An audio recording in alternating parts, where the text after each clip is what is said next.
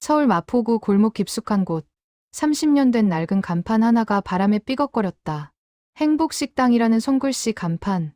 페인트가 벗겨지고 녹이 슬었지만 그 글씨에는 묘한 온기가 담겨 있었다. 2024년 3월의 어느 화요일 오후, 점심시간이 한창 지난 2시쯤 식당 안은 한산했다. 75살 박순덕 할머니가 낡은 나무 테이블을 천천히 닦아내고 있었다. 주름진 손등에는 세월의 흔적이 깊게 새겨져 있었다. 그때 문이 열리며 양복을 말끔하게 차려입은 30대 남자가 들어섰다. 명함에는 블로그 인플루언서 최진우라는 직함이 적혀 있었다. 그는 식당 구석구석을 스마트폰 카메라로 훑으며 코웃음을 쳤다. 어머, 어서 오세요. 박순덕 할머니의 목소리는 따뜻했다. 오랜 세월 손님을 맞이하며 다듬어진 정겨운 억양이었다. 메뉴판 좀 주세요. 최진우는 무뚝뚝하게 말했다. 할머니가 건넨 낡은 메뉴판을 받아든 순간 그의 눈이 크게 떠졌다. 김치찌개 6만 원? 목소리에 비웃음이 섞여 나왔다. 할머니는 잠시 망설이다가 조용히 고개를 끄덕였다. 네, 맞습니다. 다른 메뉴는요? 된장찌개, 부대찌개. 최진우가 메뉴판을 훑었다. 모든 메뉴가 5만 원에서 10만 원 사이였다. 서울 한복판 고급 레스토랑도 아니고 이런 허름한 골목 식당에서 이런 가격이라니. 혹시 장난하시는 건가요? 할머니는 대답 대신 미소를 지었다. 그 미소가 최진우에게는 더욱 거슬렸다. 그는 핸드폰을 꺼내 사진을 찍기 시작했다. 낡은 테이블, 오래된 김치냉장고, 허름한 인테리어. 모든 것이 그의 블로그 포스팅을 위한 소재가 되었다. 그럼 김치찌개 하나요. 할머니는 묵묵히 주방으로 들어갔다. 15분쯤 지났을까. 김이 모락모락 나는 뚝배기가 테이블에 놓였다. 김치찌개였다. 보글보글 끓는 소리와 함께 구수한 냄새가 퍼졌다. 최진우는 한 숟가락 떠서 맛을 봤다. 그리고 표정이 굳었다. 맛있었다. 아니, 맛있다는 표현으로는 부족했다. 김치의 깊은 맛, 돼지고기의 풍미, 오랜 시간 우려낸 듯한 육수의 감칠맛. 모든 것이 완벽했다. 하지만 그는 인정하고 싶지 않았다. 이미 마음속으로 악플을 작성하기 시작했으니까. 몇 분 만에 그릇을 비운 그는 계산을 위해 일어섰다. 카드 되죠? 네. 됩니다. 6만 원을 결제하면서도 최진우의 얼굴에는 불만이 가득했다. 식당을 나서자마자 그는 핸드폰을 꺼냈다. 네이버 지도 앱을 열고 행복식당을 검색했다. 평점은 4.2점. 리뷰는 겨우 15개 정도. 그의 손가락이 빠르게 움직였다. 평점 1점. 제목 사기 식당 조심하세요. 내용 골목 식당에서 김치찌개 6만 원 받는 곳 처음 봅니다. 맛. 그냥 평범한 김치찌개입니다. 집에서 끓여 먹는 게 100배 낫네요. 관광객이나 외지인 호구 잡는 전형적인 바가지 식당. 절대 가지 마세요. 차라리 편의점 도시락 드세요. 엔터 키를 누르는 순간 첫 번째 악플이 인터넷 공간에 떠올랐다. 그는 만족스러운 미소를 지으며 발걸음을 옮겼다. 그날 저녁 박순덕 할머니는 닫힌 식당 안에서 핸드폰 화면을 바라보고 있었다. 돋보기를 쓰고 천천히 글자를 읽어 내려갔다. 최진우의 악플이었다. 할머니의 손이 미세하게 떨렸다. 하지만 그녀는 핸드폰을 내려놓고 조용히 한숨을 쉬었다. 괜찮아. 괜찮아. 스스로에게 되뇌는 목소리는 작고 떨렸다. 하지만 이것은 시작에 불과했다. 최진우의 블로그는 팔로워 10만 명을 거느린 영향력 있는 계정이었다. 그의 포스팅이 올라간 지 하루 만에 SNS에서 행복식당이 화제가 되었다. 사람들은 앞다투어 악플을 달기 시작했다. 6만 원 김치찌개 크크크 금가루 들어감? 할머니가 정신이 없으신 듯. 이런 식당은 신고해야 됨. 서울시 물가 단속 대상 아님? 다음 날 아침 식당 문을 열자마자 박순덕 할머니의 핸드폰이 울렸다. 지인들이었다. 걱정 어린 목소리들. 순덕아, 인터넷에 내 식당 글 봤어. 괜찮아? 할머니, 가격 너무 비싼 거 아니에요? 사람들이 뭐라 하던데. 할머니는 일일이 대답했다. 괜찮다고, 걱정하지 말라고. 하지만 그날 점심시간, 평소 같으면 가득 찼을 식당에 손님은 단 한 명도 오지 않았다. 오후 3시쯤 단골 손님 한 분이 조심스럽게 문을 열었다. 60대 중반으로 보이는 여성이었다. 할머니, 저 괜찮으세요? 인터넷에. 아이고, 김 여사. 괜찮아요. 앉으세요. 하지만 김 여사의 표정은 어두웠다.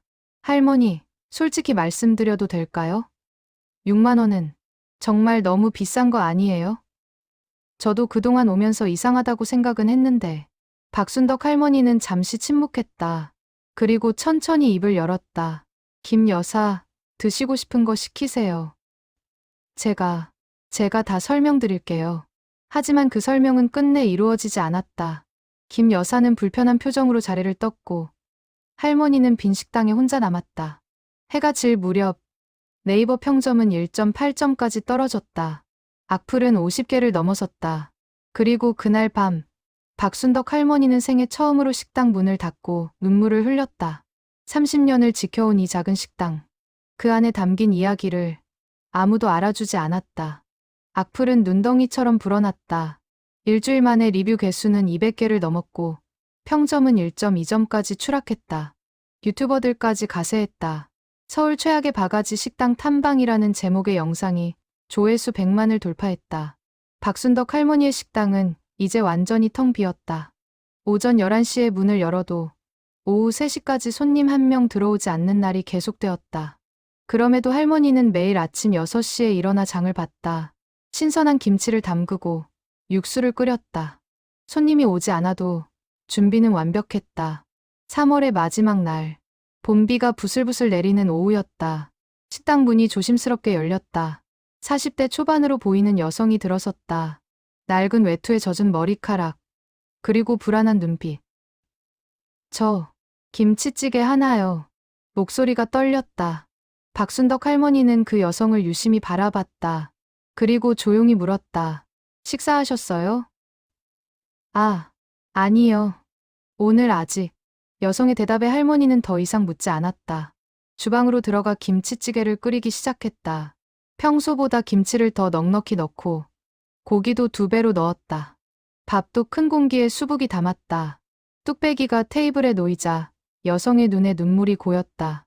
그녀는 숟가락을 들었지만 먹지 못하고 한참을 그대로 앉아 있었다. 천천히 드세요. 많이 힘드셨죠? 할머니의 다정한 목소리에 여성의 눈물이 뚝 떨어졌다. 할머니, 저 실은 말씀 안 하셔도 돼요. 편하게 드세요. 여성은 결국 소리 없이 울면서 밥을 먹었다. 한 숟가락, 2숟가락. 오랜만에 먹는 따뜻한 밥이었다. 30분쯤 지나 그릇을 다 비운 그녀가 지갑을 꺼냈다. 계산. 됐어요. 그냥 가세요. 예? 하지만. 괜찮아요. 오늘은 제가 사는 거예요. 여성은 고개를 들 수 없었다.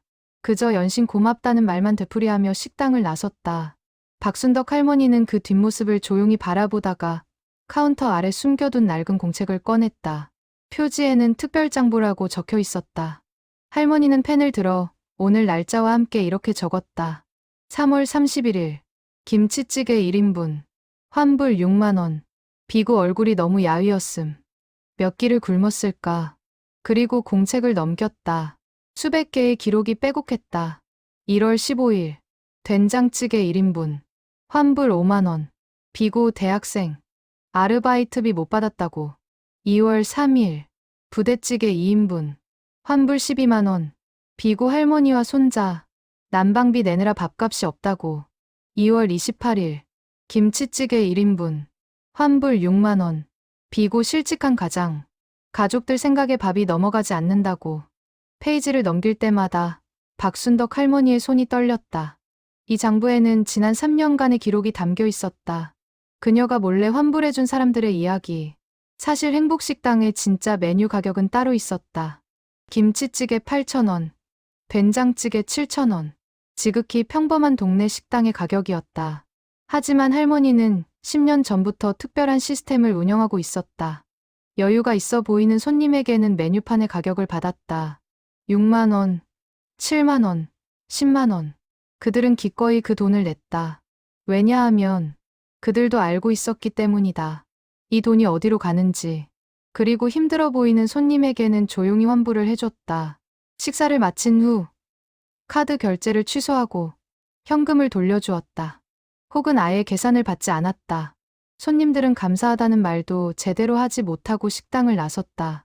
그날 밤 박순덕 할머니는 특별장부를 펼쳐놓고 계산을 했다. 지난 3년간 환불해준 금액 총 4,200만 원이었다. 이 돈이면 낡은 간판도 바꾸고 인테리어도 새로 할 수 있었을 텐데. 할머니는 씁쓸하게 웃었다. 하지만 후회는 없었다. 절대로. 다음 날 아침 또 한 명의 손님이 왔다. 이번에는 20대 초반의 청년이었다. 면접용 양복을 입었지만 어딘가 초라해 보였다.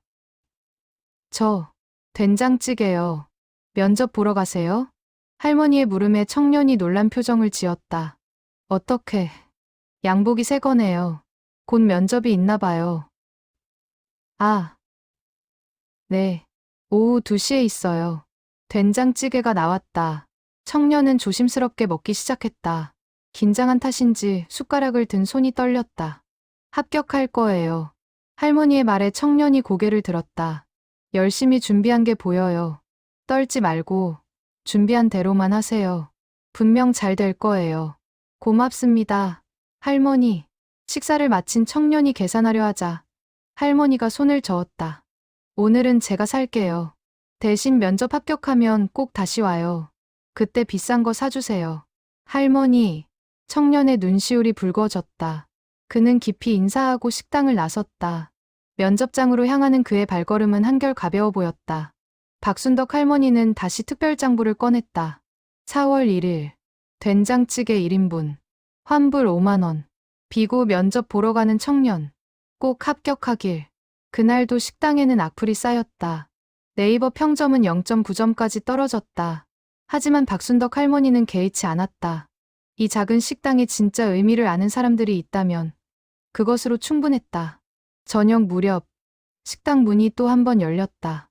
70대 노인 한 분이 지팡이를 짚고 들어왔다. 할머니는 그분을 알아봤다. 3년 전 아내의 병원비가 없어 식사 한 끼도 제대로 못하던 그 할아버지. 할머니, 기억하세요? 물론이죠. 어떻게 지내셨어요?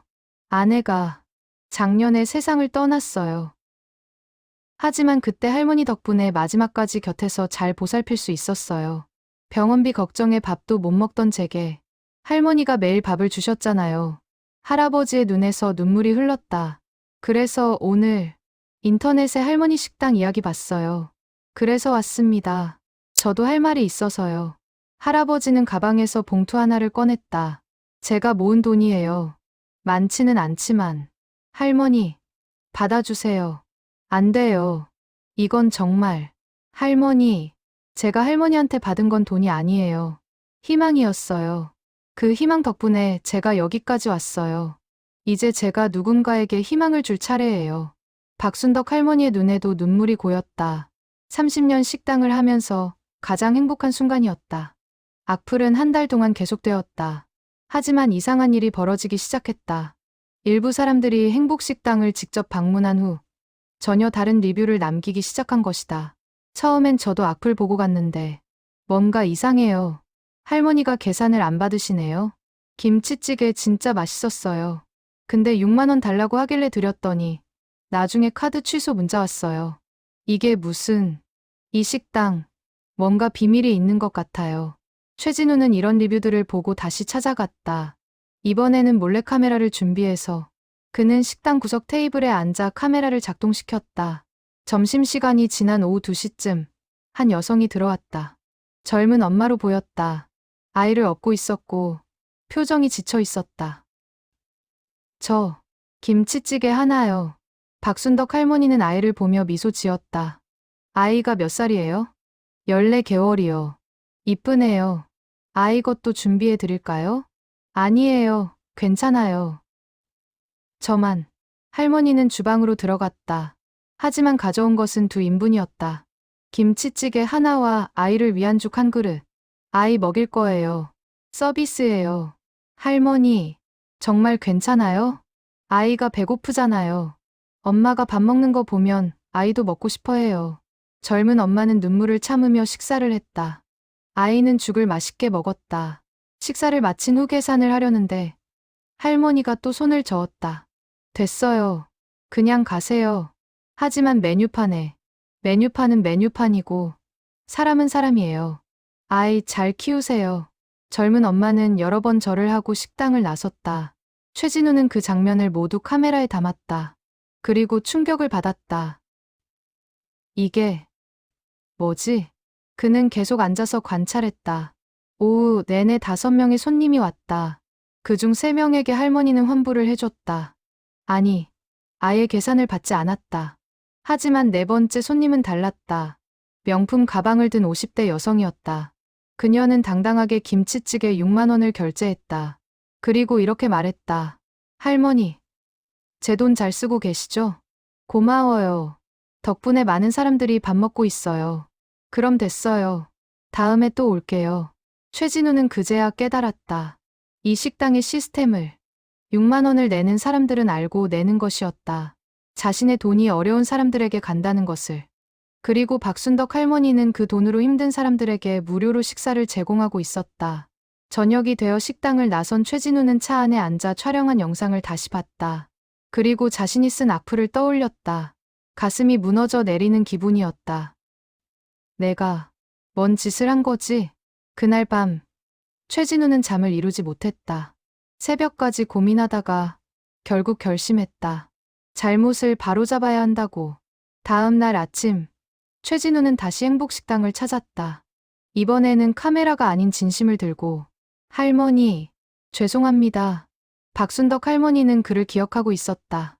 첫 번째 악플을 쓴 그 사람. 앉으세요. 할머니, 제가 정말 큰 잘못을 저질렀어요. 제대로 알지도 못하고 악플을 쓰고 사람들을 선동하고. 최진우의 목소리가 떨렸다. 어제 봤어요. 할머니가 하시는 일을. 이 식당이 뭔지. 그런데 저는 그저 조회수를 위해. 됐어요. 할머니의 목소리는 여전히 따뜻했다. 당신도 몰랐던 거잖아요. 괜찮아요. 괜찮지 않아요. 제 때문에 할머니가 얼마나 힘드셨을지. 손님들이 안 온 게 다 제 탓이에요. 그래도 진짜 필요한 사람들은 왔어요. 그걸로 충분해요. 최진우는 고개를 들 수 없었다. 제가 이 상황을 바로잡고 싶어요. 제 블로그에 진실을 쓰겠어요. 할머니가 하시는 일을 사람들에게 알리고 싶어요. 안 돼요. 할머니의 대답에 최진우가 놀라 고개를 들었다. 왜요? 알려지면 진짜 필요한 사람들이 오기 힘들어져요. 사람들이 구경 오고 사진 찍으러 오고 그럼 정작 밥 먹으러 와야 할 사람들은 눈치 보게 돼요. 할머니의 말에 최진우는 할 말을 잃었다. 그녀는 자신의 명예를 회복하는 것보다 도움이 필요한 사람들을 더 생각하고 있었다. 그럼 제가 뭘 해야 할까요? 박순덕 할머니는 잠시 생각하다가 말했다. 악플을 지워주세요. 그것만으로도 충분해요. 네. 당장 지우겠습니다. 최진우는 식당을 나와 즉시 자신의 블로그 글을 삭제했다. 그리고 네이버 리뷰도 지웠다. 하지만 그것만으로는 부족하다고 느꼈다. 그는 조용히 다른 악플러들에게 메시지를 보내기 시작했다. 진실을 알리지 않으면서도 오해를 풀 수 있는 방법으로. 행복식당 다시 가봤는데 제 리뷰가 잘못된 것 같아요. 리뷰 수정합니다. 며칠 후 신기한 일이 벌어졌다. 악플들이 하나둘 사라지기 시작한 것이다. 최진우가 개인적으로 연락한 사람들이 리뷰를 수정하거나 삭제했다. 그리고 일주일 후 평점은 3.5점까지 회복되었다. 새로운 리뷰들이 조심스럽게 올라오기 시작했다. 특별한 식당이에요. 가격은 비싸지만 그만한 가치가 있어요. 할머니의 마음을 느낄 수 있는 곳. 음식보다 더 따뜻한 것을 바꿔왔어요. 하지만 여전히 구체적인 내용은 없었다. 사람들은 암묵적으로 할머니의 비밀을 지켜주고 있었다. 최진우는 매주 한 번씩 행복식당을 찾아갔다. 그리고 매번 6만 원을 기꺼이 냈다. 자신의 돈이 누군가의 희망이 된다는 것을 알았기 때문이다. 어느 날 식사를 마친 최진우에게 할머니가 물었다. 요즘 어때요? 할머니 덕분에 제가 많이 배우고 있어요. 조회수보다 중요한 게 뭔지. 조회수도 중요해요. 그걸로 밥 먹고 사니까. 다만 그게 전부는 아니라는 거죠. 네, 이제 알았어요. 최진우는 그날부터 자신의 블로그를 바꾸기 시작했다. 자극적인 제목 대신 진심을 담은 글을. 조회수는 조금 줄었지만 댓글의 질이 달라졌다. 좋은 글 감사합니다. 덕분에 생각할 거리가 생겼어요. 이런 콘텐츠가 더 많아졌으면 좋겠어요. 그는 깨달았다. 진짜 영향력은 숫자가 아니라 마음을 움직이는 것이라는 걸. 5월의 어느 화요일 오전, 행복식당 앞에 고급 승용차 한 대가 멈춰 섰다. 차에서 내린 것은 60대 중반의 신사였다. 말끔한 양복에 명품 시계. 하지만 그의 표정은 겸손했다. 할머니, 오랜만입니다. 아이고, 사장님. 어쩐 일이세요? 박순덕 할머니가 반갑게 맞이했다. 이 남자, 강태주는 이 동네에서 부동산 개발 회사를 운영하는 사업가였다. 하지만 15년 전만 해도 그는 일용직 노동자였다. 오늘은 특별한 날이에요. 할머니, 강태준이 가방에서 서류 봉투를 꺼냈다. 이게 뭐예요? 이 건물 매매 계약서예요. 할머니의 눈이 커졌다. 할머니, 이 건물 주인이 팔려고 내놨다는 거 아시죠? 제가 샀어요. 그리고 강태준은 잠시 말을 멈추고 할머니를 바라봤다. 할머니께 드리려고요. 뭐라고요? 15년 전 제가 공사장에서 다쳐서 일을 못할 때요. 매일 이 식당에서 밥을 먹었잖아요. 할머니는 한 번도 돈을 받지 않으셨어요. 석 달 동안요. 강태준의 눈시울이 붉어졌다. 그때 할머니가 해주신 말 기억하세요? 지금은 힘들어도 나중에 잘 되면 다른 사람 도와주면 돼. 그 말이 제 인생을 바꿨어요. 그건 당연한 거였어요. 아니에요. 당연한 게 아니에요. 저는 그때 포기하려고 했어요. 다친 몸으로 뭘 할 수 있겠냐고. 근데 할머니가 매일 밥을 주시면서 힘내라고 하셨잖아요. 강태주는 계약서를 할머니 앞에 놓았다. 이제 제가 할머니께 보답할 차례예요. 이 건물, 할머니 거예요. 월세 걱정 없이 식당 하세요. 안 돼요. 이건 너무 큰. 할머니가 저한테 주신 것에 비하면 아무것도 아니에요. 박순덕 할머니는 눈물을 흘렸다. 30년 식당을 하면서 항상 걱정이었던 것이 월세였다. 나이가 들수록 언제까지 이 식당을 지킬 수 있을지 불안했다. 고마워요. 정말 고마워요. 그날 오후 또 다른 단골 손님이 찾아왔다. 30대 중반의 여성, 한지은이었다. 그녀는 지금 대학교 교수였지만 10년 전만 해도 대학원생이었다. 할머니, 제가 논문 쓸 때 기억하세요? 물론이죠. 매일 밤늦게까지 여기서 공부하던. 그때 할머니가 매일 저녁 챙겨주셨잖아요. 돈도 안 받으시고. 덕분에 학위 받았어요. 한지은은 봉투를 꺼냈다. 제 첫 월급이에요. 그때부터 모았어요. 할머니께 드리려고. 안 돼요. 지은아, 내가 번 돈은 내가 써야지. 아니에요. 저 할머니 덕분에 여기까지 왔어요. 이건 제가 드려야 할 돈이에요. 저녁 무렵에는 50대 남성이 왔다. 박민수, 지금은 작은 식당을 운영하는 사장이었다. 20년 전, 그는 가족과 함께 이 동네에 처음 이사 왔을 때 갈 곳이 없었다. 할머니, 제 아이들 기억하세요? 이제 대학생 됐어요. 벌써. 시간 정말 빠르네. 할머니가 그때 우리 가족 매일 먹여주셨잖아요. 제가 일자리 구할 때까지. 그때 할머니 안 계셨으면 우린. 박민수는 말을 잊지 못했다. 할머니가 그때 해주신 말이 있어요. 힘들 때는 서로 도와야 한다고. 그래서 저도 제 식당에서 똑같이 하고 있어요. 힘든 사람들 보면 밥 사주고 있어요. 잘했어요. 그게 맞는 거예요. 하루 종일 옛 손님들이 찾아왔다. 모두 박순덕 할머니에게 도움을 받았던 사람들이었다. 그리고 모두 지금은 각자의 자리에서 성공한 사람들이 되어 있었다. 저녁 9시쯤 마지막 손님이 왔다. 40대 여성이었는데 휠체어를 타고 있었다. 할머니는 그녀를 보자마자 달려갔다. 미숙아, 할머니. 김미숙은 20년 전 교통사고를 당해 다리를 쓸 수 없게 되었다. 당시 25살, 인생이 끝난 것 같았다. 병원비도 없었고 재활 치료도 엄두가 나지 않았다. 할머니가 그때 저 매일 찾아오셨잖아요. 병원에. 그리고 재활 치료비 대주셨어요. 그건 할머니 덕분에 저 다시 살았어요. 비록 걷지는 못하지만 지금 디자인 회사 운영하고 있어요. 직원도 10명이나 돼요. 김미숙은 가방에서 수표를 꺼냈다. 제가 번 돈이에요. 할머니, 받아주세요. 할머니가 저한테 주신 것에 비하면. 미숙아, 너는 이미 내게 충분히 갚았어. 예? 내가 다시 일어선 거. 그게 나한테는 제일 큰 선물이야. 두 사람은 한참을 껴안고 울었다. 그날 밤, 박순덕 할머니는 식당을 정리하면서 생각했다. 자신이 도왔던 사람들이 이렇게 성장해서 돌아올 줄은 몰랐다. 그저 어려울 때 도와준 것뿐인데, 문득 30년 전이 떠올랐다. 할머니 자신도 어려웠던 시절, 남편을 잃고 아이 둘을 키우며 식당을 시작했을 때, 그때 이 동네 사람들이 도와줬다. 외상도 많이 해주고, 일도 많이 시켜주고, 내가 받은 걸 돌려주는 거야. 그뿐이야. 할머니는 그렇게 생각했다. 특별한 일을 한 게 아니라 당연한 일을 했을 뿐이라고. 다음 날, 단골 손님들이 모였다. 총 15명.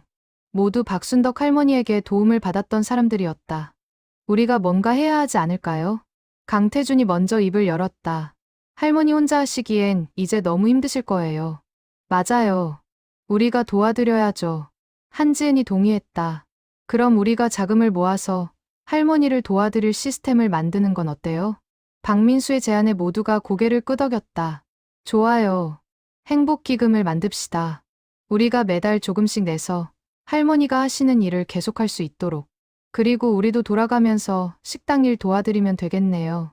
할머니께서 허락하실까요? 말씀 안 드리고 하면 되죠. 어차피 할머니는 거절하실 거예요. 사람들은 웃으며 계획을 짜기 시작했다. 박순덕 할머니를 위한, 그리고 할머니처럼 어려운 사람들을 위한 계획.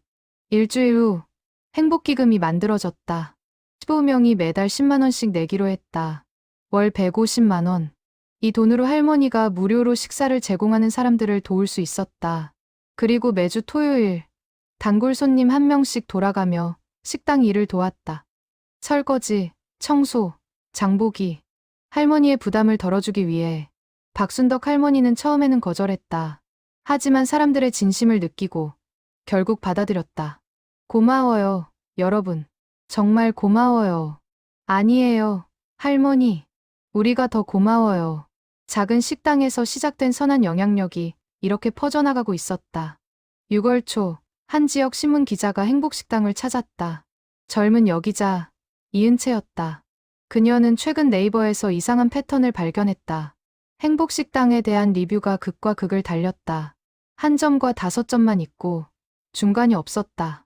그리고 5점 리뷰들은 구체적인 내용 없이 특별한 곳, 마음이 따뜻해지는 곳 같은 애매한 표현만 있었다. 무언가 있다. 기자 특유의 직감이 발동했다. 이은채는 며칠간 식당 주변을 관찰했다. 그리고 발견했다. 식당에 오는 손님들이 두 부류라는 것을. 하나는 고급 차를 타고 와서 비싼 옷을 입은 사람들. 이들은 당당하게 6만 원, 7만 원을 내고 갔다. 다른 하나는 초라한 옷차림에 불안한 눈빛을 한 사람들. 이들은 식사 후 황급히 나가는데 계산을 한 것 같지 않았다. 뭔가 있어. 분명히. 이은채는 직접 식당에 들어갔다. 평범하게 손님인 척. 김치찌개 하나요. 박순덕 할머니는 그녀를 보며 잠시 망설였다. 기자라는 것을 눈치챈 것일까. 하지만 평소처럼 주문을 받았다. 김치찌개가 나왔다. 이은채는 천천히 먹으면서 주변을 관찰했다. 할머니의 움직임, 다른 손님들과의 대화, 분위기. 식사를 마치고 계산하려는데 할머니가 물었다. 기자님이시죠? 이은채는 놀라서 할머니를 바라봤다. 어떻게? 눈빛이 다르더라고요. 뭘 찾으시는 것 같은. 죄송합니다. 사실 이 식당에 대해 취재하고 싶어서 왔어요. 박순덕 할머니는 한숨을 쉬었다. 역시 언젠가 이런 날이 올 줄 알았어요. 할머니, 여기서 무슨 일이 일어나고 있는 건가요? 제게 말씀해 주시겠어요? 할머니는 잠시 고민하다가 특별장부를 꺼냈다. 이걸 보여드릴게요. 하지만 부탁이 있어요. 말씀하세요. 기사를 쓰신다면 제 이름은 빼주세요. 그리고 식당 이름도.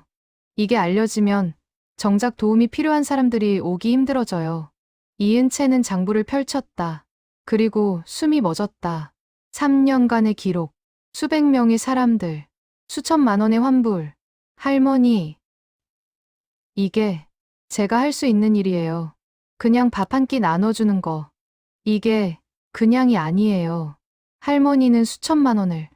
돈보다 중요한 게 있어요. 사람이요. 이은채의 눈에 눈물이 고였다. 10년 기자 생활하면서 이런 사람은 처음 만났다.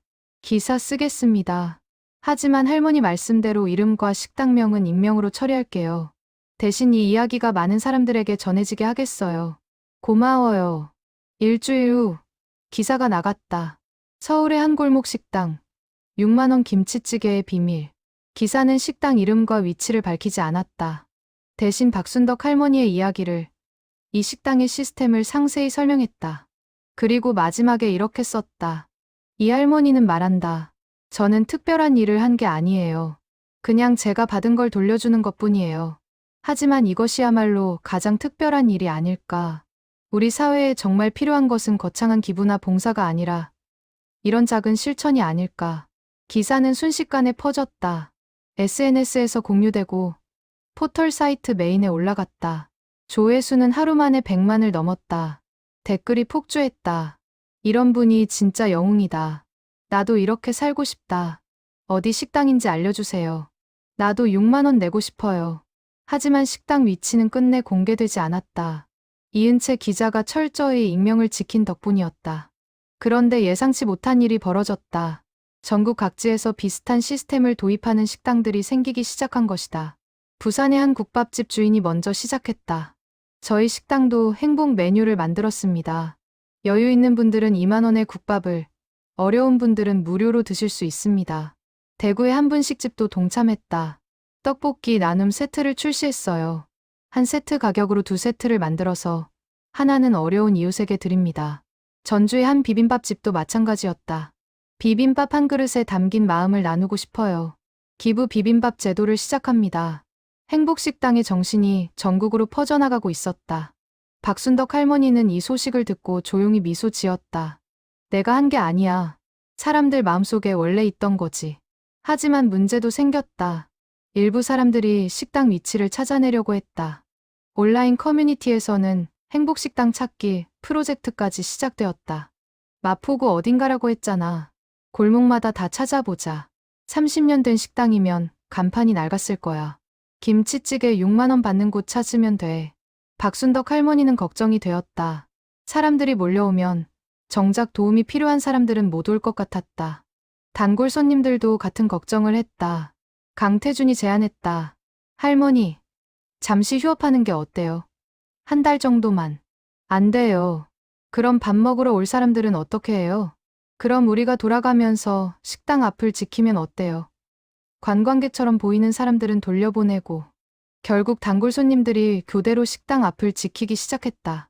평범한 손님인 척 앉아서 신문을 보거나 커피를 마시면서, 그리고 SNS 카메라를 든 사람들이 오면 슬쩍 막았다. 죄송한데 지금 식당 문 닫았어요. 예약 손님만 받는데요. 한 달이 지나자 열기가 조금 식었다. 사람들의 관심이 다른 곳으로 옮겨갔다. 하지만 행복식당의 정신은 계속 퍼져나갔다. 전국에서 100개가 넘는 식당이 비슷한 시스템을 도입했다. 기부 메뉴, 나눔 세트, 희망 밥상. 이름은 달랐지만 정신은 같았다. 이은채 기자는 후속 기사를 썼다. 행복식당이 만든 기적, 전국 100곳으로 확산. 이 기사도 큰 반향을 일으켰다. 그리고 정부에서도 주목하기 시작했다. 복지부 장관이 직접 언급했다. 민간에서 시작된 이런 아름다운 움직임을 정부도 지원하겠습니다. 나눔 식당 인증제를 만들어 세제 혜택을 드릴 예정입니다. 박순덕 할머니는 텔레비전 뉴스를 보며 놀랐다. 이게 이렇게까지 될 줄은. 단골 손님들이 모여 축하했다. 할머니가 대한민국을 바꾸셨어요. 아니야. 내가 한 게 아니야. 사람들 마음이 이런 거였어. 할머니는 끝까지 겸손했다. 하지만 그녀의 작은 실천이 만든 변화는 부정할 수 없었다. 7월, 무더운 여름이 시작되었다. 행복식당은 여전히 조용히 운영되고 있었다. 하지만 박순덕 할머니의 건강이 눈에 띄게 나빠지기 시작했다. 어느 날 오후, 할머니가 주방에서 쓰러졌다. 다행히 단골 손님 한지은이 있어서 빨리 구급차를 불렀다. 병원 응급실. 의사의 진단은 심각했다. 과로입니다. 75살 나이에 이렇게 무리하시면 안 돼요. 당분간 절대 안정이 필요합니다. 의사 선생님, 며칠이면 되나요? 최소 한 달은 쉬셔야 합니다. 아니, 솔직히 말씀드리면 이제 식당 일을 계속하시기 힘들 것 같습니다. 박순덕 할머니의 얼굴이 창백해졌다. 안 돼요. 식당을 문을 닫으면 밥 먹으러 오는 사람들은 어떻게 해요? 할머니, 건강이 먼저예요. 한지은이 할머니의 손을 잡았다. 우리가 있잖아요. 우리가 식당을 지킬게요. 그날 저녁, 단골 손님들이 긴급회의를 소집했다. 15명이 모두 모였다. 할머니가 쓰러지셨어요. 의사 선생님이 더 이상 일하시면 안 된대요. 강태준의 말에 모두가 침통한 표정을 지었다. 그럼 식당은 어떻게 해요? 우리가 운영하면 되죠. 박민수가 말했다. 저는 식당 일 잘 알잖아요.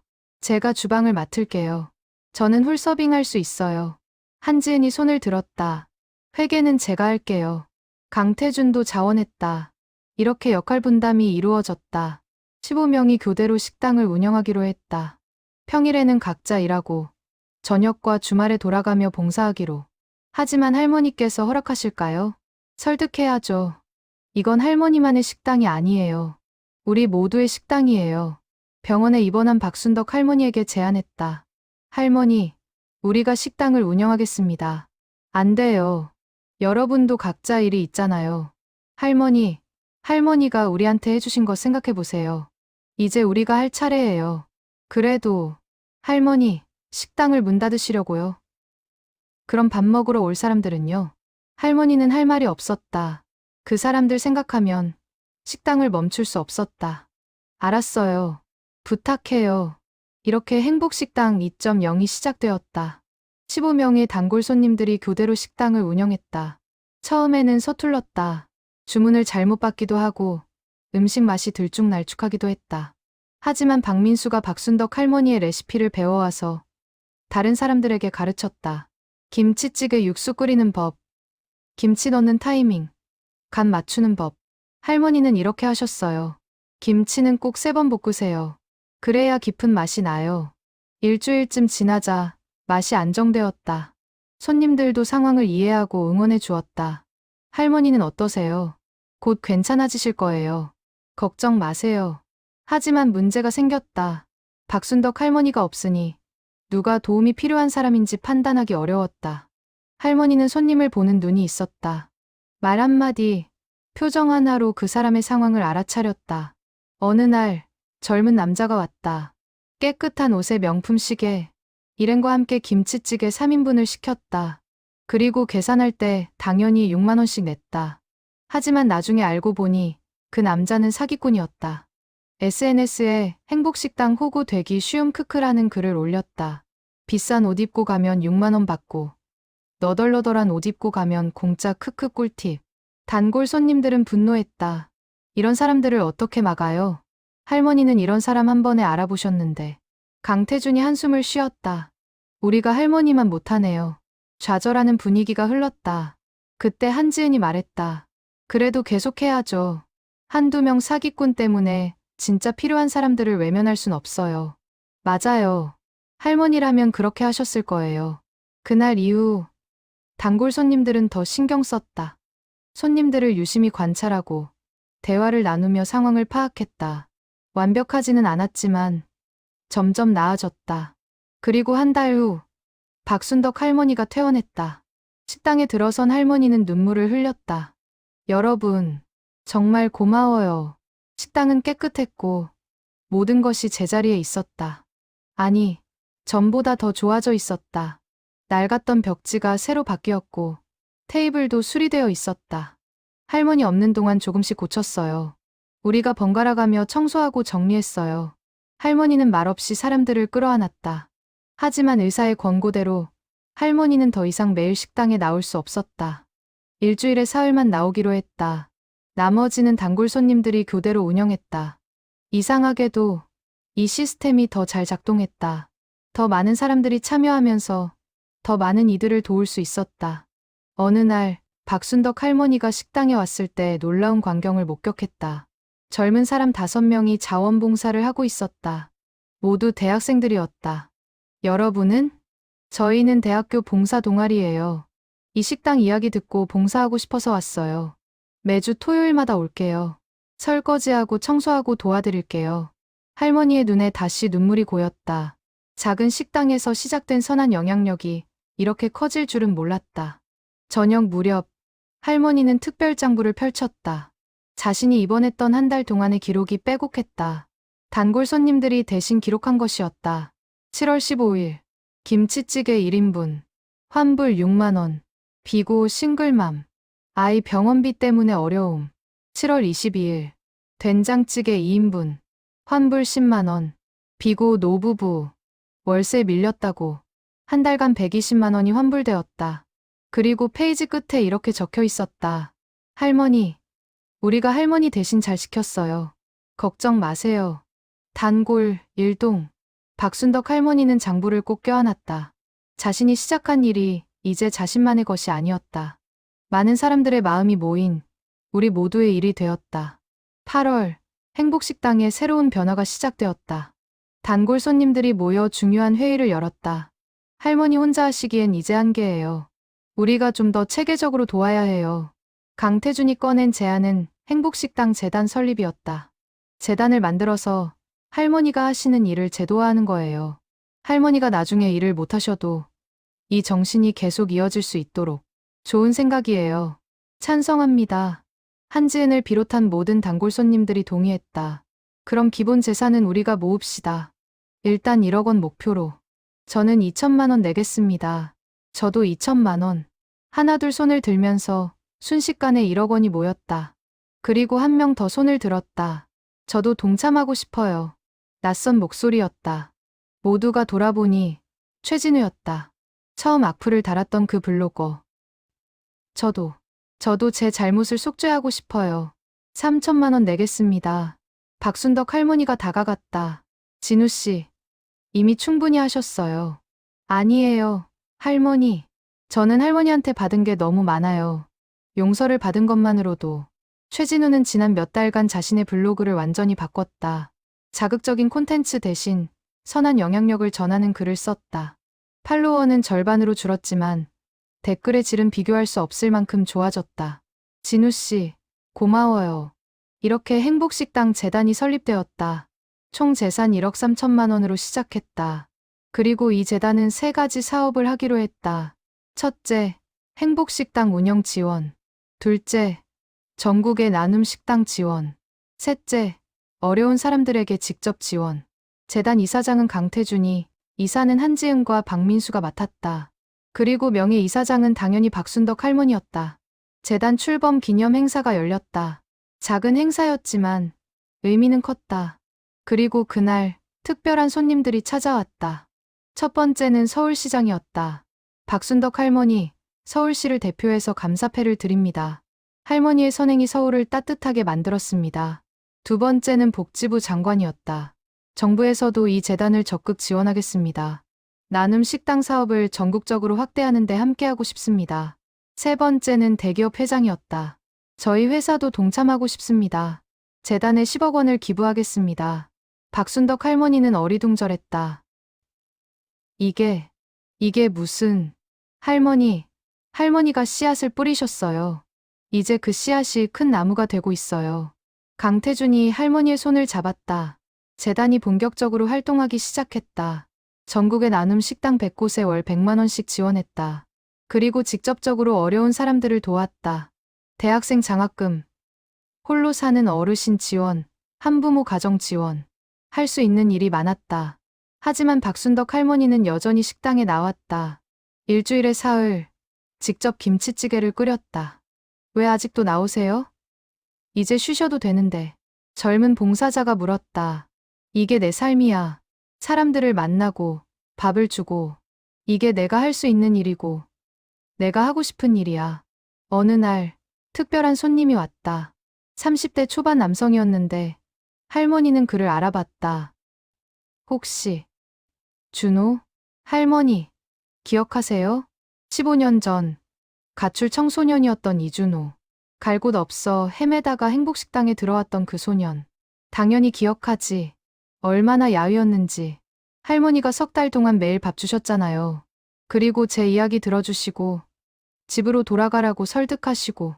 이준호는 지금 사회복지사가 되어 있었다. 할머니 덕분에 집으로 돌아갔어요. 그리고 공부해서 대학 갔어요.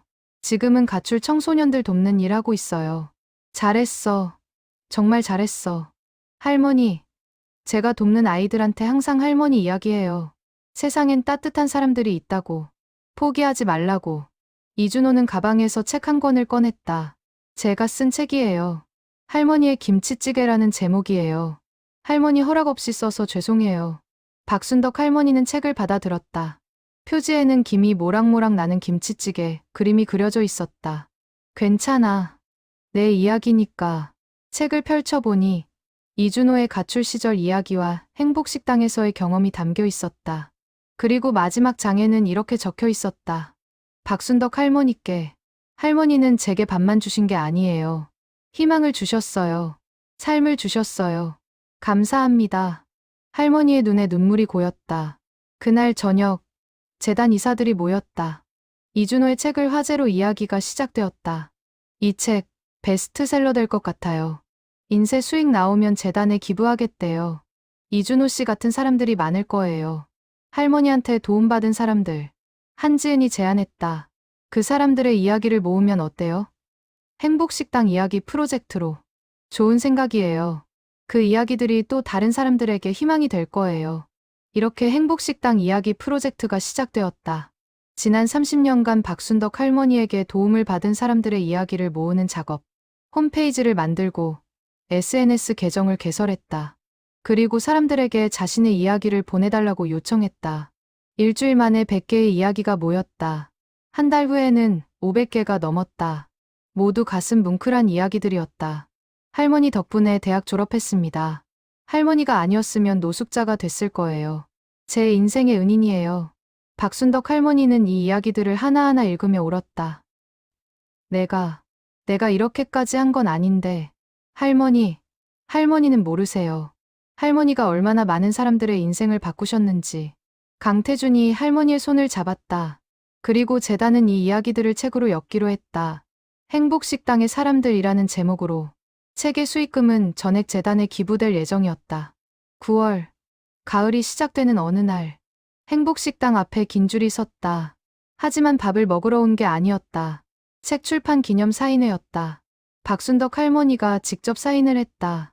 서툰 글씨지만 한자 한자 정성스럽게. 고맙습니다.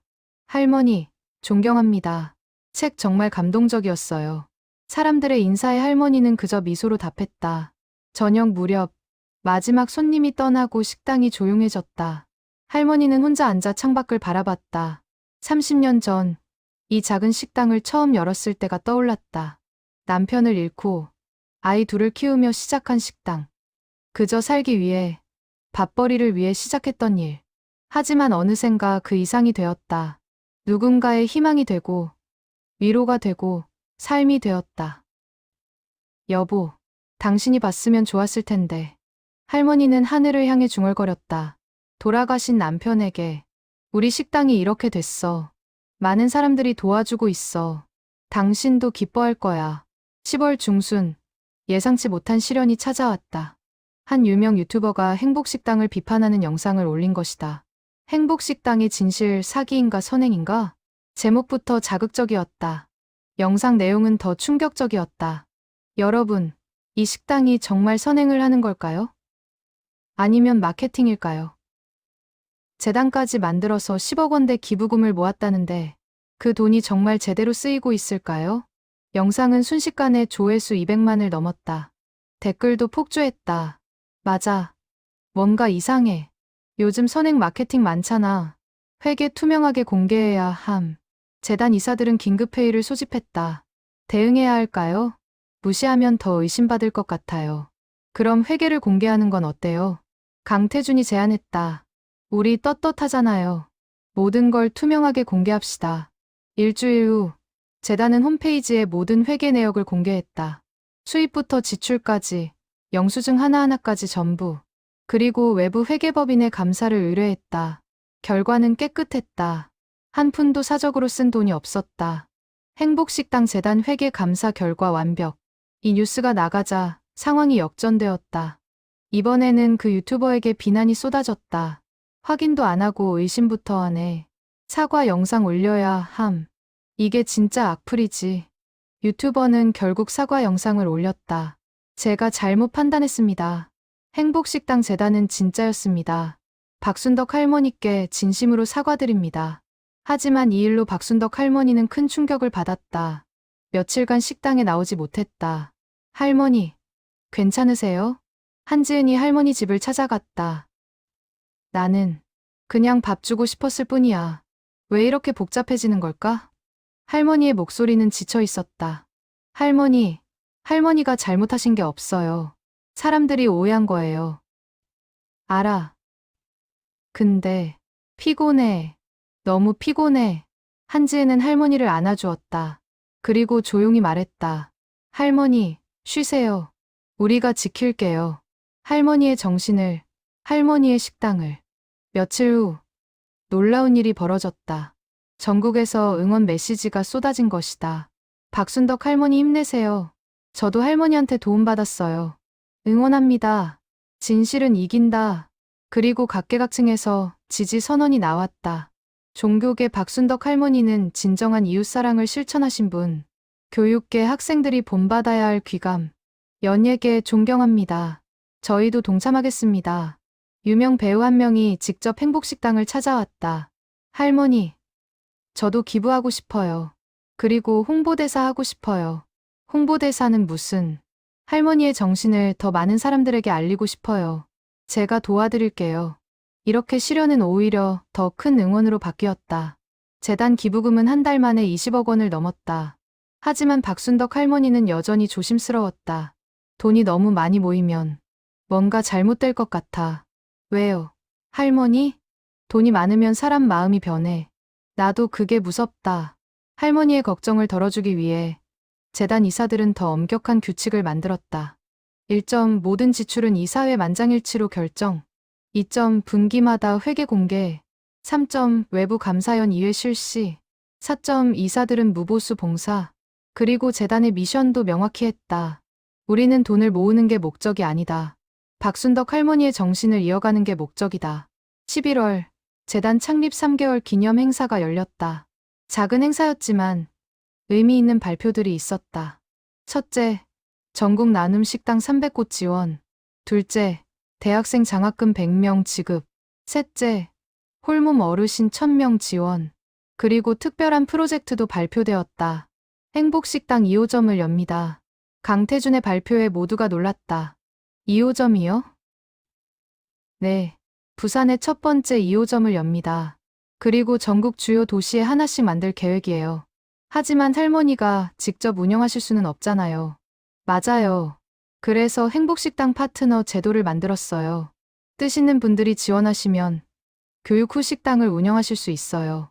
재단이 초기 자금과 운영 노하우를 지원합니다. 박순덕 할머니는 복잡한 표정을 지었다. 내 식당이 전국으로 퍼진다고? 할머니, 걱정되세요? 아니, 신기해. 그리고 기뻐. 12월 초 부산 행복식당 2호점이 오픈했다. 오픈 행사에 박순덕 할머니가 직접 참석했다. 여러분, 이 식당은 제 식당이 아니에요. 우리 모두의 식당이에요. 할머니의 짧은 인사에 사람들이 박수를 보냈다. 2호점 운영자는 50대 여성, 최영희 씨였다. 그녀 역시 과거에 어려움을 겪었던 사람이었다. 저도 10년 전에 비슷한 도움을 받았어요. 한 식당 주인분이 제게 무료로 밥을 주셨죠. 그 은혜를 갚고 싶어요. 잘 부탁해요. 그리고 기억하세요. 돈보다 사람이 먼저예요. 박순덕 할머니가 최영희의 손을 잡았다. 부산 2호점은 첫날부터 반응이 뜨거웠다. 기부하러 오는 사람, 도움받으러 오는 사람. 서울 본점과 똑같은 모습이었다. 그리고 일주일 후 대구의 3호점이, 광주의 4호점이 오픈했다. 모두 같은 정신으로 운영되었다. 할머니의 정신이 전국으로 퍼지고 있어요. 고마워요, 여러분. 정말 고마워요. 하지만 할머니는 여전히 겸손했다. 자신이 대단한 일을 한 것 같지 않았다. 그저 당연한 일을 했을 뿐이라고 생각했다. 저녁 무렵 서울 본점에 앉아있던 할머니에게 한 남자가 다가왔다. 할머니, 기억하세요? 얼굴이 낯익었다. 그런데 누구더라? 저, 최진우예요. 처음에 악플 달았던 아, 진우 씨? 할머니, 제가 오늘 결혼해요. 그래서 와이프 데리고 왔어요. 옆에 서 있던 젊은 여성이 인사했다. 할머니, 저 진우 오빠한테 할머니 이야기 많이 들었어요. 꼭 인사드리고 싶었어요. 축하해요. 정말 축하해요. 할머니, 저희 신혼여행 대신 재단에 기부했어요. 할머니 덕분에 제가 사람답게 살 수 있게 됐거든요. 최진우의 눈에 눈물이 고였다. 진우 씨, 행복하게 사세요. 그게 나한테는 제일 큰 선물이에요. 그날 밤, 박순덕 할머니는 일기를 썼다. 요즘 들어 자주 쓰는 습관이 생겼다. 오늘 진우가 결혼했다. 처음 만났을 때 그 공격적이던 모습은 온데간데 없고, 이제는 따뜻한 청년이 되었다. 사람은 변할 수 있다. 아니, 원래 가지고 있던 좋은 마음을 찾는 것인지도 모른다. 내가 한 일은 그저 그 마음을 깨우는 것뿐이었다. 2025년 1월, 새해가 밝았다. 행복식당은 이제 전국 15개 도시에서 운영되고 있었다. 그리고 해외에서도 관심을 보이기 시작했다. 일본 도쿄에서 온 식당 운영자가 서울 본점을 방문했다. 이 시스템을 일본에서도 하고 싶어요. 가능할까요? 박순덕 할머니는 강태준을 바라봤다. 좋아요. 전 세계로 퍼졌으면 좋겠어요. 강태준이 대답했다. 하지만 한 가지 조건이 있어요. 이익을 목적으로 하면 안 돼요. 순수하게 사람을 돕는 마음으로만. 물론입니다. 그게 제 목적이에요. 3월, 도쿄의 첫 해외 지점이 오픈했다. 그리고 뉴욕, 런던, 파리로 확산되었다. 행복식당이라는 이름은 각 나라 언어로 번역되었지만 정신은 똑같았다. 한편 서울 본점에서는 특별한 프로그램이 시작되었다. 행복식당 아카데미였다. 요리만 가르치는 게 아니에요.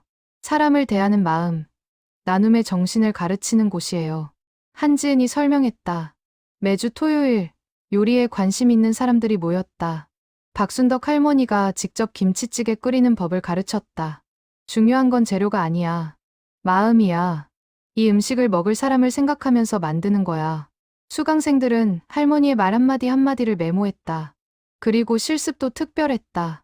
직접 어려운 사람들에게 음식을 만들어주는 것이었다. 오늘은 노숙인 쉼터에 갈 거예요. 여러분이 만든 음식을 대접할 거예요. 처음에는 어색했다. 하지만 직접 음식을 대접하고 그들의 감사 인사를 받으면서 깨달았다. 음식을 만드는 게 이렇게 의미 있는 일인지 몰랐어요. 저도 요리사인데 오늘 처음으로 제대로 된 요리를 한 것 같아요. 수강생들의 눈빛이 달라졌다. 5월, 박순덕 할머니의 76번째 생일이었다. 재단에서 깜짝 파티를 준비했다. 할머니, 눈 감으세요. 식당 문을 열자. 생일 축하합니다. 함성이 터졌다. 100명이 넘는 사람들이 모여 있었다. 단골 손님들, 재단 관계자들, 도움받은 사람들, 행복식당 파트너들. 할머니, 이 사람들 다 할머니 덕분에 여기 있어요. 케이크에 촛불이 켜졌다.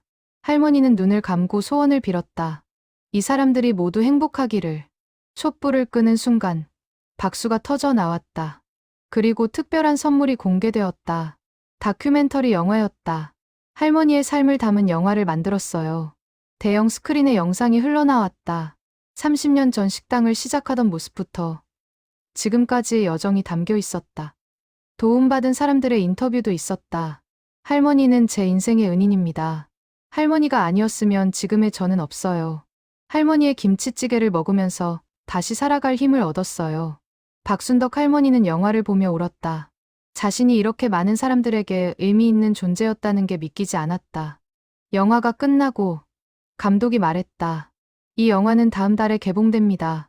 그리고 수익금 전액은 재단에 기부됩니다. 6월, 다큐멘터리가 개봉했다. 제목은 김치찌개 6만 원의 비밀이었다. 첫 주 관객 10만 명, 둘째 주 30만 명. 입소문을 타고 계속 늘어났다. 꼭 봐야 할 영화. 가족과 함께 보세요. 눈물 없이 볼 수 없어요. 리뷰가 쏟아졌다. 그리고 영화를 본 사람들이 행동하기 시작했다. 저도 나눔 식당 할래요. 우리 회사도 기부하겠습니다. 재단 봉사활동 신청할게요. 영화는 사회 현상이 되었다. 그리고 한국을 넘어 해외에도 알려졌다. 7월, 박순덕 할머니에게 대통령 표창이 수여되었다. 국민에게 희망을 준 공로를 인정합니다. 청와대에서 열린 시상식. 할머니는 낡은 한복을 입고 참석했다. 저는 특별한 일을 한 게 아닙니다. 그저 제가 받은 사랑을 나눴을 뿐입니다. 할머니의 수상소감은 짧았지만 모두의 가슴을 울렸다. 하지만 할머니의 건강은 점점 나빠지고 있었다. 병원 검진 결과 심장이 약해져 있었다. 무리하시면 안 됩니다. 이제 정말 쉬셔야 해요. 의사의 경고였다. 단골 손님들은 걱정했다. 할머니, 이제 식당 일은 우리한테 맡기세요. 아니야. 나는 괜찮아. 할머니, 식당이 내 삶이야. 이걸 멈추면 난 뭘 하고 살아? 할머니의 고집에 모두가 안타까워했다. 8월 어느 날, 할머니가 또 쓰러졌다. 이번에는 심각했다. 중환자실에 입원했다. 할머니, 단골 손님들이 병원에 모였다. 모두 눈물을 흘렸다. 의사가 나와 말했다. 지금 상태로는 오래 버티기 힘듭니다. 충격적인 진단이었다. 병실에서 박순덕 할머니는 약한 목소리로 말했다. 여러분, 고마웠어요. 할머니, 그런 말씀 하지 마세요. 아니야. 할 말이 있어. 들어줘. 할머니는 힘을 내서 말을 이어갔다. 내가 없어도 식당은 계속되어야 해. 약속해줘. 할머니, 그리고 이거 명심해. 돈이 목적이 되면 안 돼. 사람이 목적이야. 절대 잊지 마. 네. 할머니, 약속할게요. 강태준이 할머니의 손을 꼭 잡았다. 그날 밤, 기적이 일어났다. 할머니의 상태가 호전된 것이다. 의학적으로 설명이 안 됩니다. 정말 다행입니다. 의사도 놀랐다. 2주일 후, 할머니는 퇴원했다.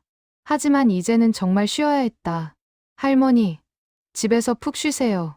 식당은 우리가 지킬게요. 알았어. 미안해. 할머니는 마지못해 동의했다. 하지만 매일 식당 소식을 물었다.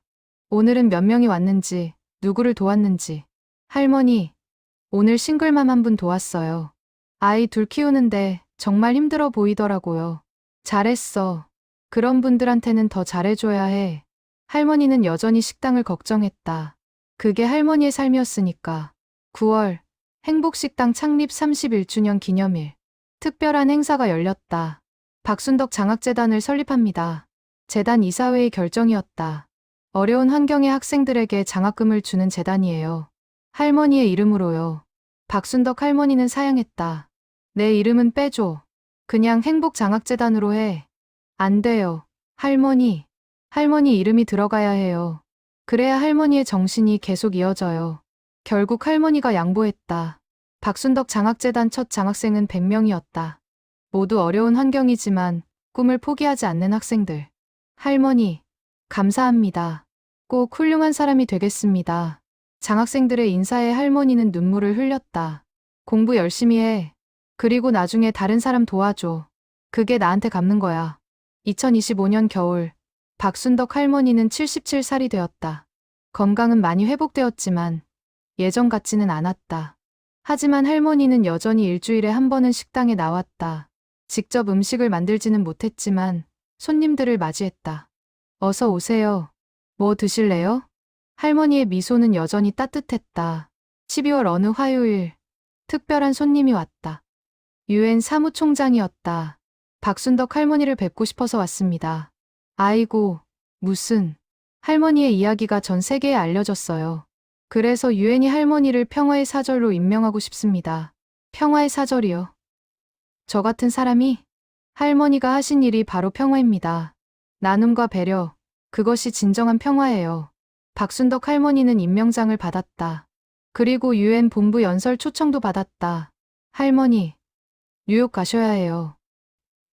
난 비행기도 처음인데. 하지만 단골 손님들의 설득으로 할머니는 생애 첫 해외여행을 결심했다.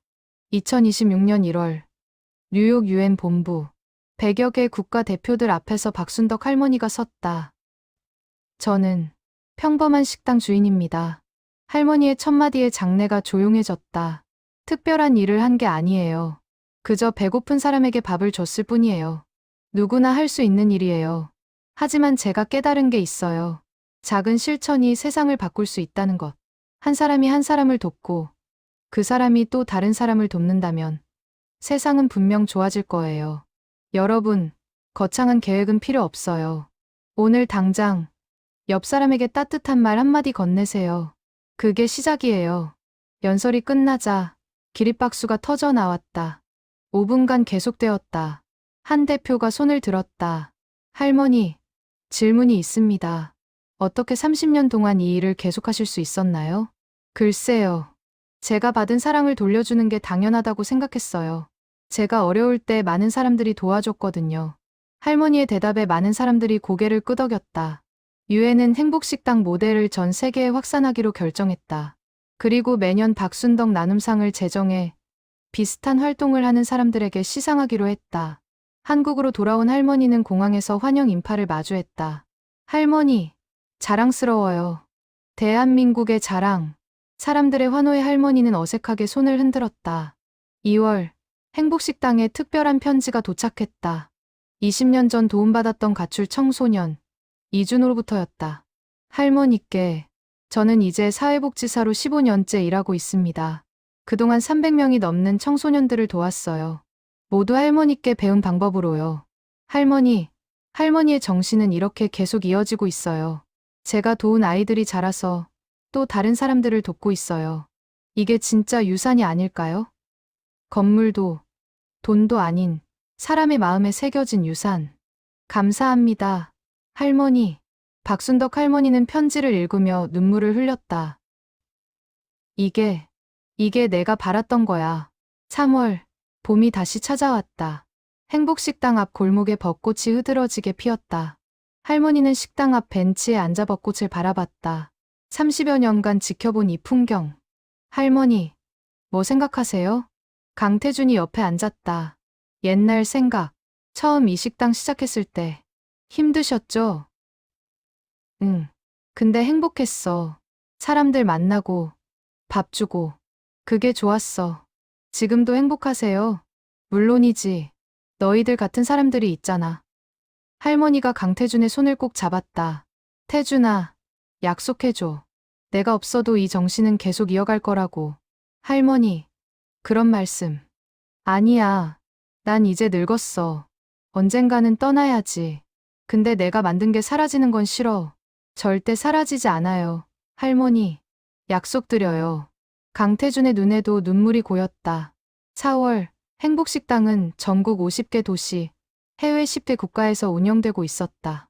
그리고 매일 수천 명이 이 식당들에서 밥을 먹었다. 어떤 이는 6만 원을 내며 기부하고, 어떤 이는 무료로 받으며 희망을 얻었다. 이게 할머니가 만든 기적이에요. 한지은이 보고서를 보여줬다. 지난 1년간 행복식당을 통해 5만 명이 도움을 받았어요. 그리고 3만 명이 기부했어요. 숫자가 중요한 게 아니야. 할머니가 말했다. 그 한 명 한 명의 마음이 중요한 거지. 5월 어느 날, 박순덕 할머니는 조용히 병원에 입원했다. 이번에는 정말 위중했다. 시간이 얼마 남지 않으셨습니다. 의사의 말에 단골 손님들이 모두 병실로 달려왔다. 할머니, 괜찮아. 나 오래 살았어. 행복하게 살았고. 할머니의 목소리는 약했지만 평온했다. 여러분한테 하고 싶은 말이 있어. 모두가 침묵하며 할머니를 바라봤다. 고마웠어. 정말 고마웠어. 여러분 덕분에 의미 있는 삶을 살았어. 할머니, 저희가 더 감사해요. 그리고 부탁이야. 이 정신 꼭 이어가줘. 돈 때문이 아니라 사람 때문에. 알았지? 네. 할머니, 약속드려요. 강태준이 할머니의 손을 잡았다. 그날 밤, 박순덕 할머니는 조용히 눈을 감았다. 77년의 삶이었다. 평범하지만 누구보다 의미 있는 삶. 장례식에는 1000명이 넘는 사람들이 모였다. 할머니에게 도움받은 사람들, 함께 일했던 사람들, 할머니를 존경했던 사람들. 박순덕 할머니는 우리에게 진정한 나눔이 무엇인지 보여주셨습니다. 추도사가 이어졌다. 할머니는 떠나셨지만 할머니의 정신은 영원히 우리와 함께 할 것입니다. 장례식이 끝난 후 단골 손님들이 모였다. 이제 우리가 할 일이 뭔지 알죠? 강태준이 물었다. 할머니의 유산을 지키는 거죠. 한지은이 답했다. 아니, 지키는 게 아니라 키우는 거예요. 더 많은 사람들에게 전하는 거예요. 박민수가 덧붙였다. 모두가 고개를 끄덕였다. 6월, 박순덕 기념관이 개관했다. 행복식당 본점 옆 건물이었다. 기념관에는 할머니의 삶이 전시되어 있었다. 30년간의 사진들, 특별장부, 편지들, 그리고 할머니가 쓰던 앞치마. 이 앞치마에 얼마나 많은 이야기가 담겨 있을까요? 관람객들이 감탄했다. 그리고 기념관 마지막 방에는 큰 화면이 있었다. 할머니의 마지막 메시지가 담긴 영상이었다. 여러분, 저는 특별한 사람이 아니에요. 그저 평범한 식당 주인이었어요. 하지만 제가 믿는 게 있어요. 우리 모두가 누군가의 희망이 될 수 있다는 것. 작은 실천만 있으면 돼요. 오늘, 지금, 당장 시작하세요. 옆 사람에게 미소 짓는 것부터. 그게 세상을 바꾸는 시작이에요. 감사합니다. 사랑합니다. 영상을 본 사람들은 모두 눈물을 흘렸다. 2026년 12월, 행복식당 창립 32주년. 박순덕 할머니가 떠난 지 7개월째. 전국 행복식당에서 동시에 특별 행사가 열렸다. 오늘은 할머니의 날입니다. 모든 손님에게 무료로 식사를 대접합니다. 놀라운 광경이 펼쳐졌다. 수천 명이 줄을 섰다. 하지만 질서정연했다. 한 끼 식사에 이렇게 많은 의미가 담길 수 있다는 걸 오늘 깨달았어요. 한 손님이 말했다. 저녁 무렵 서울 본점에서 단골 손님들이 모였다. 그리고 특별장부를 펼쳤다. 마지막 페이지에 새로운 글을 적었다. 할머니, 우리가 약속 지키고 있어요. 할머니의 정신은 계속 이어지고 있어요.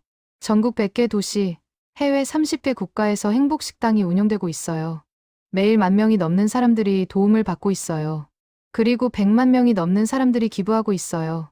할머니, 이게 할머니가 꿈꾸던 세상 아닐까요? 사랑합니다. 할머니, 영원히. 강태준이 펜을 놓고 조용히 눈물을 닦았다. 그날 밤, 행복식당 앞 골목은 조용했다. 하지만 그 고요함 속에 따뜻함이 느껴졌다. 30여 년간 이 작은 골목에서 시작된 선한 영향력. 그것은 이제 전 세계로 퍼져나가고 있었다. 박순덕 할머니는 떠났지만 그녀의 정신은 영원히 살아 숨쉬고 있었다. 그리고 오늘도 어딘가에서 누군가는 따뜻한 밥 한 끼를 나누며 할머니를 기억하고 있을 것이다. 김치찌개 6만 원의 진짜 의미. 그것은 돈이 아니었다. 사람이었다. 마음이었다. 사랑이었다. 그리고 그 사랑은 계속해서 영원히 이어질 것이다.